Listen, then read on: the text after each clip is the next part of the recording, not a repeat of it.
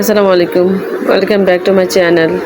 অন্যরকম ব্লগে অন্যরকম একটি ভিডিও নিয়ে আবারও হাজির হলাম।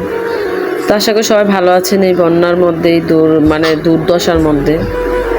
তো আমরাও আলহামদুলিল্লাহ আল্লাহর মধ্যে ভালো আছি। এখন হচ্ছে যে কুমিল্লাতে খুবই খারাপ অবস্থা।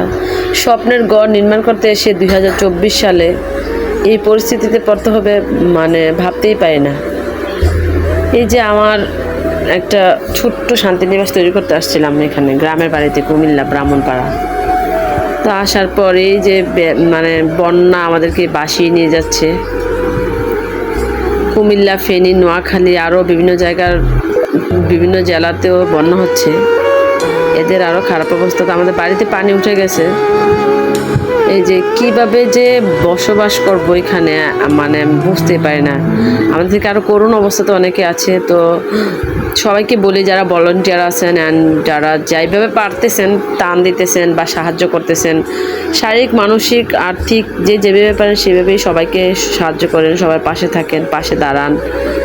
এই হাঁটু পানিতে আরও অনেকের বাড়ি তলিয়ে গেছে। আমাদের বাড়িতে অল্প অল্প পানি উঠতেছে আর কি, উঠবে না যে এমনটা না, উঠে গেছে অলরেডি। তো এখনও ঘরে পানি আসে নাই, কিন্তু পানি বাড়তেছে, প্রচুর স্রোত পানির, এবং প্রতিদিনই বাড়তেছে। আবার বৃষ্টি হচ্ছে, কি হয় আল্লাহ পাকে ভালো জানে। তো সবাই খুবই চিন্তিত, খুবই বিমর্ষ অবস্থায় আছে। অনেকে খেয়ে না খেয়ে জীবনযাপন করতেছে, আবার অনেকে চুরি হচ্ছে আমাদের এলাকাতে। সবাই সজাগ থাকবেন, সজাগ রাখবেন। প্রচণ্ড চুরি হচ্ছে অ্যান্ড আবার মানুষ লুটপাট করতেছে। বন্যায় বাড়িঘর ফেলে চলে গেছে অনেকে, আশ্রয়কেন্দ্রে। তো ঘরে কেউ নেই, সেই ফাঁকে সবাই চুরি ডাকাতি এরকম করতেছে। আসলে মানুষ কি যে বুঝতেই পারে না, এত খারাপ হয় কিভাবে মানুষ কিভাবে পারে এত বিপদের সময় পাশে না দাঁড়িয়ে লুটপাট করতে, চুরি ডাকাতি করতে।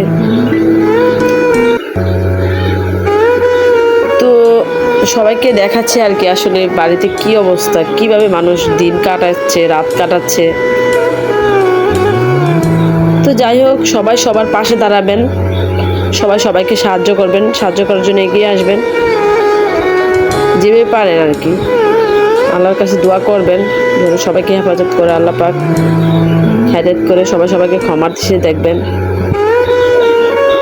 কি আর বলবো, কান্না পাচ্ছে একদম, বলার ভাষা নেই। এই যে মুরব্বী একটা লোক, উনি কীভাবে হেঁটে যাচ্ছে এই পানি দিয়ে, বলার ভাষা নেই।